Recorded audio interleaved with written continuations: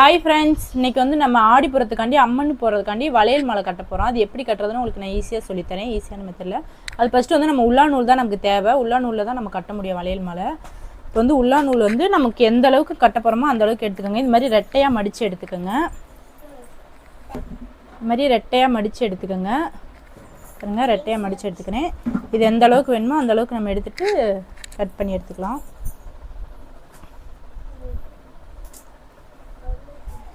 இப்போ வந்து இந்த இதில் வந்து நம்ம வந்து நாட் போட்டுக்கலாம்.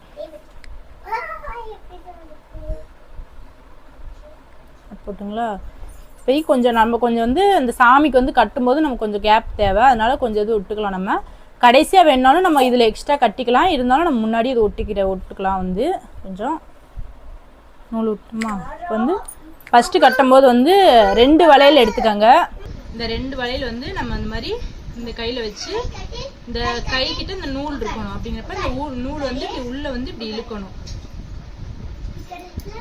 இந்த வந்து நம்ம வந்து நாட் போட்டுக்கலாம். இந்த 2 வளையல வந்து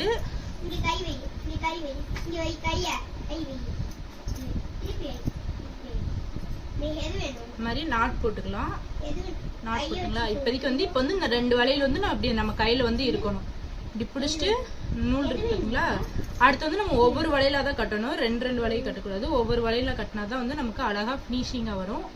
ஒவ்வொரு வளையல் வச்சுட்டு இப்படி ஒரு வளையல இப்படி மேலே வச்சுட்டு இப்படி உள்ளா நூல் வந்து இப்போ மேலே இருக்குங்களா, இப்படி வந்து நம்ம கீழே இழுக்கணும். இழுத்துட்டு இந்த நூல் இருக்கு பார்த்தீங்களா, அந்த மாதிரி இதுக்குள்ளே விடணும். பாருங்க, தெளிவாக தெரியுங்களா? இந்த நூலை விட்டு நம்ம திரும்பி வந்து வெளியில் இழுக்கணும். இந்த மாதிரி ரொம்ப ஈஸியான மெத்தடுங்க. நம்ம வந்து இங்கே வந்து கொஞ்சம் டைட்டாக கை பிடிச்சிக்கணும். கொஞ்சம் லூஸ் விட்டாலும் இது வந்து இதாயிடும். ஏன்னா நம்ம வந்து இதுக்கு வந்து நாட் போட மாட்டோம், சும்மா சுற்றி தான் எடுப்போம். இன்னொரு வளையல் இந்த மாதிரி திரும்பி அதே மாதிரி தான் மேலே வச்சுட்டு நூலை எடுத்துட்டு திரும்பி ஒரு நூல் இந்த மாதிரி சுற்றணும். நம்ம வந்து ரெட்டை நூல் வச்சு கட்டினோம்னா நம்ம கொஞ்சம் நல்லா ஸ்ட்ராங்காகவும் இருக்கும், பிடிக்கிறதுக்கு நம்மள இதாகவும் இருக்கும். கட்டிட்டுங்களா? இதே மெத்தடில் தான் நம்ம எல்லாமே சுற்றி வரணும். இப்படி வச்சு சுற்றி இப்படி சுற்றி வரணும். இந்த மாதிரி நமக்கு வந்து டபுள் கலர், ட்ரிபிள் கலர், எத்தனை கலர் வேணாலும் வச்சுக்கலாம். இப்போ நான் வந்து 2 கலர் வைக்கிறேன். இந்த மாதிரி வச்சு இதே மாதிரி தான் இருக்கேன். நான் நடுவில் வந்து ஒவ்வொரு கலர் கொடுத்துருக்கேன். நீங்கள் வந்து ஒரே கலரில் கொடுக்கறனாலும் கொடுத்துக்கலாம், உங்களுக்கு எத்தனை கலர் கொடுக்கறனாலும் கொடுத்துக்கலாம். நான் வந்து பாருங்கள் டிஃப்ரெண்ட்டாக நிறையா கலர் கொடுத்துருக்கேன். இன்னும் கொஞ்சம் இருக்குது, அதே ஃபினிஷ் பண்ணிடுவோம்.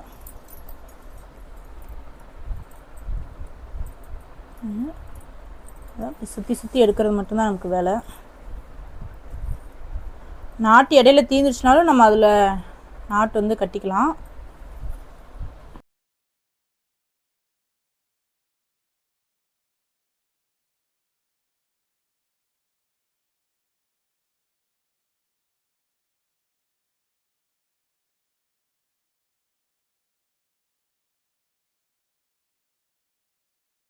மெயினாக வந்து இந்த மாதிரி நம்ம திரும்பி இது மாதிரி நிறைய வளைவு நம்ம வந்து சேர்த்துட்டு திரும்பி விட்டும்போது நம்ம வந்து 2 வளையல் இப்படி கையில் திரும்பி வச்சுக்கணும். அப்போ தான் நமக்கு வந்து திரும்பி நாட் போடையில் நமக்கு வந்து ஈஸியாக இருக்கும். இந்த மாதிரி கையில் வந்து நம்ம 2 வளைவு வச்சுட்டு தான் அடுத்தடுத்து நாட் போடணும். மெயினாக வந்து நம்ம 2 வளைவு கொஞ்சம் நல்லா டைட்டாக பிடிச்சிக்கணும். அப்போ தான் நமக்கு அடுத்த வளைவு வைக்கும்போது நமக்கு நாட்டு ஃபினிஷிங்காக நிற்கும்.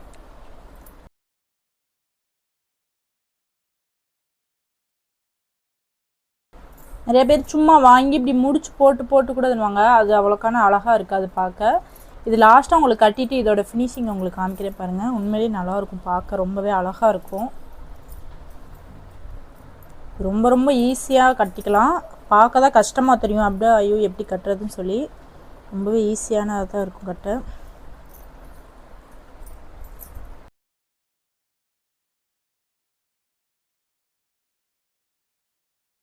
சில பேர் இந்த மாதிரி கட்ட தெரியாமல் அப்படியே வாங்கிட்டு போய் கோயிலில் தருவாங்க. அப்படியே பார்சலாகவே கொடுத்துருவாங்க. இந்த மாதிரி நமக்கு வந்து கட்டி நம்ம கையால் சாமிக்கு போடுறப்ப அது ரொம்பவே நமக்கும் மன திருப்தியாகவும் இருக்கும், ரொம்பவே அழகாக இருக்கும். நம்ம கையால் கட்டி போட்டிருக்குமே சொல்லி ரொம்ப ஈஸியான மெத்தடு தாங்க.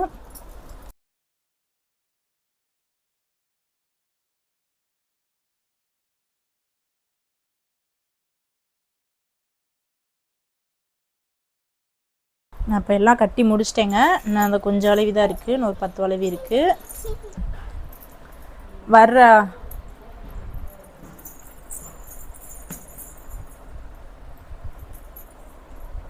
ஆடிப்புறம் எப்போ வருதுன்னு பார்த்தீங்கன்னா ஆகஸ்ட் மாதம் 14ஆம் தேதி ஆடிப்புறம் வருது. நம்ம ஊரில் இருக்கிற அம்மன் கோயில் எல்லா கோயிலுக்குமே வந்து இந்த வளையல் மாலை போடலாம். இந்த கோயிலுக்கு அந்த கோயிலுக்குலாம் இல்லை, அம்மன் கோயிலுக்கு எல்லா கோயிலுக்குமே போடலாம். ஆடிப்புறத்துக்கு போடுறப்ப ரொம்பவே விசேஷம். ஆடிப்புறத்தப்போ அம்மனுக்கு வளையல் மாலை போடுறது, நிறைய பேர் வளையலாம் வாங்கி போடுவாங்க. இந்த மாதிரி மாலை கட்டி நம்ம போடுறது ரொம்பவே நல்லது.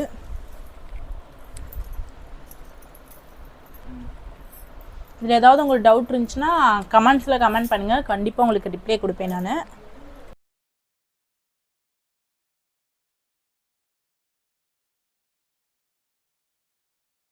ஆல்மோஸ்ட் நம்ம முடிக்க போகிறோம். 4 பேங்கிள்ஸ் தான் இருக்குது. நம்ம கட்டும்போது ஸ்டார்டிங்கில் வந்து 2 வளைவி கொடுத்து நம்ம நாட் போட்டவங்க பார்த்தீங்களா, அது மாதிரி இந்த கடைசியில் நம்ம 2 வளைவிலும் நாட் போட்டுக்கலாம். இதே நம்ம இந்த மாதிரி வச்சு இந்த வளையலில் வந்து கொஞ்சம் கேப்லாம் விட தேவையில்ல. இந்த நாட் கொடுத்துடலாம்.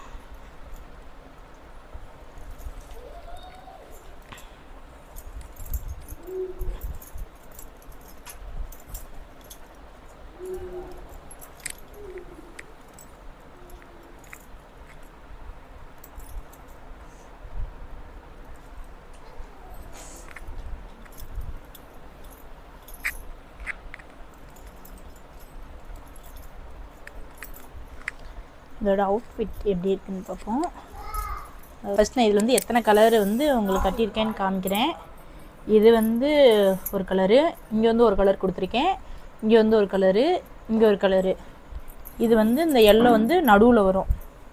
அதுக்கப்புறம் இங்கே கொடுத்த ஸ்கை ப்ளூவே இன்னொரு டிசைன் இங்கே கொடுத்துருக்கேன். இங்கே கொடுத்துருக்கீங்களா க்ரீனு, அதுவே இங்கே கொடுத்துருக்கேன். இது சிக்க எடுத்துக்கிறேன்.